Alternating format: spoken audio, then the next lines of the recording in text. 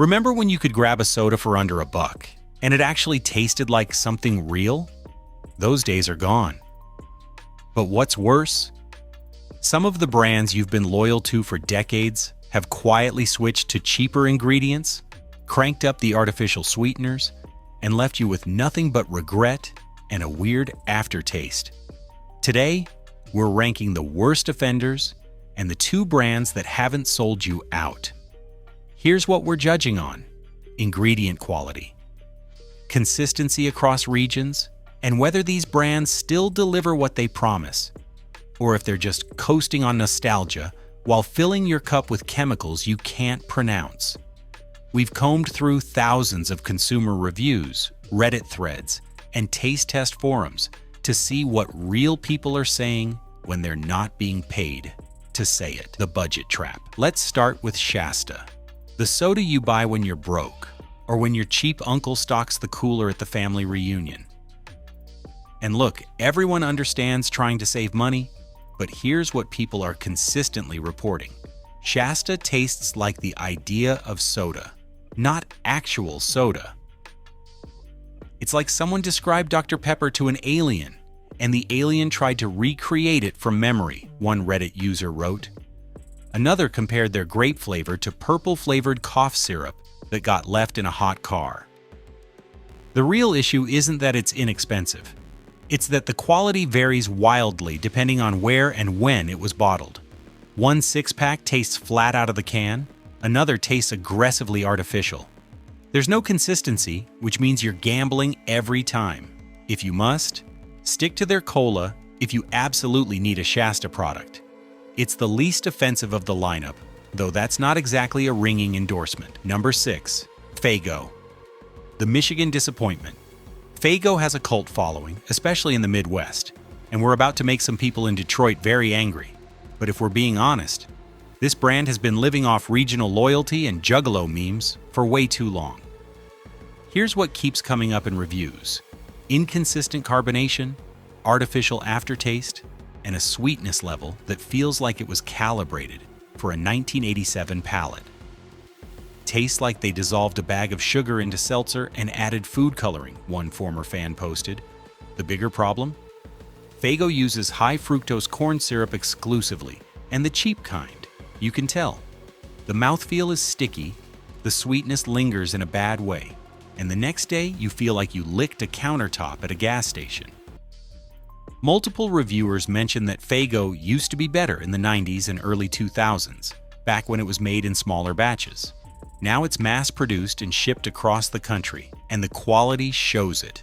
One user put it bluntly: Rock and Rye used to be the best thing in Michigan. Now it's just red-dyed regret. If you must, their Moon Mist and Arctic Sun flavors get slightly better reviews than the rest. But honestly, you're better off exploring local craft sodas if you're in the Midwest. Number 5. Big Red. The Texas Overstay Big Red bills itself as a Texas icon. A cream soda with a unique bubblegum meets vanilla flavor. And for a certain generation of Texans, it's tied to childhood memories, Friday night football games, and road trips to South Padre. But here's the problem. Big Red never evolved. It's still using the same formula from 1937. And what felt novel then just tastes dated now. Worse, they doubled down on high fructose corn syrup and red 40 dye, which gives it an almost medicinal edge. One taste tester described it as what you'd get if you melted a pink eraser into sugar water. The reviews are split generationally. Older Texans defend it with their lives. Younger drinkers under 40, they're not impressed. This is what boomers think soda should taste like, one Reddit comment summed up. Another, it's not even that it's bad, it's that it tastes like nothing and too much at the same time. There's also a consistency issue depending on bottling location.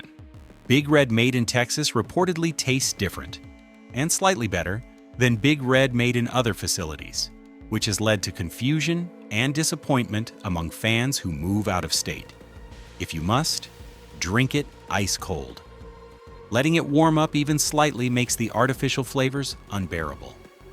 And maybe keep it to nostalgic occasions, not regular consumption. Number 4, RC Cola, the forgotten middle child. RC Cola used to be the scrappy underdog, cheaper than Coke and Pepsi, but good enough to hold its own. That was decades ago. Now it's the soda equivalent of a cover band that forgot the lyrics. What people say tastes like flat Coke with a chemical aftertaste. Why does it feel oily? This is what I imagine Soviet Pepsi tasted like. RC's biggest sin is that it doesn't commit to anything. It's not bold enough to stand out, not cheap enough to justify the compromise, and not consistent enough to build loyalty. The ingredient list reveals the issue. They use a cheaper blend of phosphoric acid and natural flavors that don't quite mesh. The result is a soda that tastes like it's trying to be cola, but keeps getting distracted. One user nailed it. RC Cola is the soda you settle for when the store is out of everything else and you're too tired to go somewhere else. Even worse, RC has quietly reduced carbonation levels in recent years to cut costs, which is why so many people complain it tastes flat even when it's freshly opened. The quality control is inconsistent across regions. Some batches are passable, others taste like they were mixed in someone's basement. If you must, pair it with something strong flavored like barbecue or pizza, so you're not focusing on the soda itself. But honestly, just buy actual Coke or Pepsi. The few cents you save aren't worth it. Number 3. Diet Right, the aspartame overload. Diet sodas are already controversial, but Diet Right takes it to another level. This brand positions itself as the pure diet option. No calories, no sodium, no caffeine, in most varieties. Sounds great on paper. In practice, it's a chemistry experiment gone wrong. The issue is aspartame and acetylsulfame potassium, the two artificial sweeteners Diet Right uses in heavy doses. People report a metallic aftertaste that lingers for hours, a weird coating on the tongue, and headaches after drinking more than one can. Some users claim it leaves a bitter, almost soapy aftertaste that no amount of water can wash away. Tastes like I'm drinking a melted Splenda packet mixed with seltzer, one review read. Another, why does a cola flavor taste like I'm licking aluminum foil? Diet Right's biggest problem is that it hasn't updated its formula since the late 90s. While other diet sodas have experimented with stevia, erythritol, and better flavor masking, Diet Right is still stuck in the aspartame era. The result is a soda that feels outdated and out of touch with what modern consumers want from a zero-calorie drink. If you must, avoid the cola flavors entirely. The fruit flavors, tangerine, black cherry, get slightly better reviews because the artificial sweeteners don't clash as hard with fruit profiles. But even then, you're better off with Zevia or sparkling water. Number 2, Mountain Dew Pitch Black. The gimmick trap standard Mountain Dew is fine. We're not here to bash the classic. But Dew's endless parade of limited edition, exclusive to this gas station chain flavors? That's where things go off the rails. Pitch Black, Baja Blast knockoffs, VOODW, Typhoon. These variants are designed to create hype and move units, not to taste good. And people notice. Pitch Black tastes like grape cough syrup mixed with battery acid, one review stated. Another, why does this flavor exist? Who approved this? The problem with these limited variants is inconsistency. Because they're made in short runs, quality control is looser. You'll get one batch that's okay, and another that tastes like someone dumped food coloring into the wrong tank. The dye levels are also absurdly high. Pitch Black uses so much dye that people report it temporarily staining their tongue and teeth. But the real kicker? These variants are loaded with even more caffeine and sugar than regular Dew. A 20 oz Pitch Black contains 91 grams of sugar and 90 ml of caffeine, more than a Tuppen 12 oz Red Bull. You're not just getting bad flavor, you're getting a borderline dangerous dose of stimulants and sweeteners. If you must.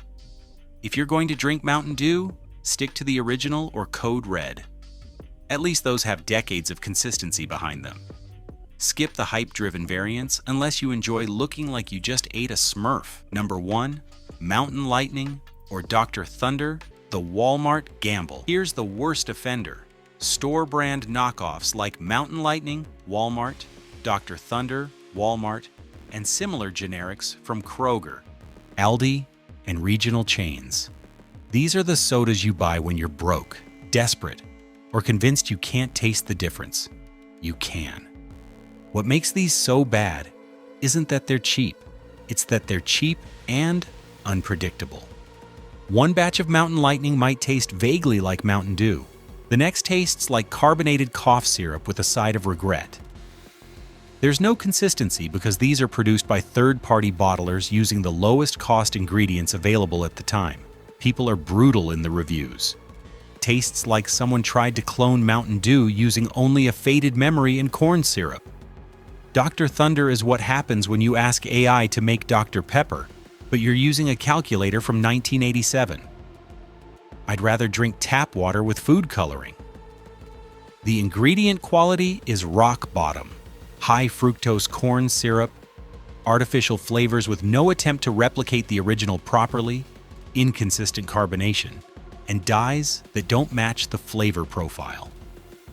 The aftertaste is universally described as chemical, off, or wrong. These sodas don't just taste bad, they represent everything wrong with the modern soda industry. Brands cutting corners, banking on consumer ignorance or financial desperation, and delivering a product that barely qualifies as the thing it's imitating. If you must, don't. Seriously. If money is tight, buy one real soda and savor it instead of 6 store-brand disasters. You'll enjoy it more and save yourself the disappointment. The safe picks. Worth your money. So what should you drink if you still want soda without the regret? Mexican Coke in a glass bottle. Real cane sugar instead of high fructose corn syrup. The difference is night and day. Cleaner sweetness, better mouthfeel, no weird aftertaste. Available at most grocery stores now in the international aisle. Costs a bit more, but you're paying for actual quality. Zevia. If you want 0 calorie without the aspartame nightmare, Zevia uses stevia and natural flavors. The cola flavor is surprisingly solid, and the fruit varieties, cream soda, black cherry, ginger ale, beat every diet soda we mentioned today. No metallic aftertaste, no headaches, no regret. Found at Target, Whole Foods, and most major chains now.